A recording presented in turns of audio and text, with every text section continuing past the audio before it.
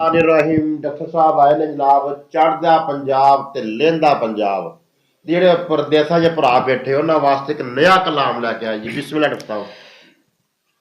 के बाग विच गया दिल बाग नहीं होंदा भावें होवण फुल हजारां वतन जया परदेस नहीं होंदा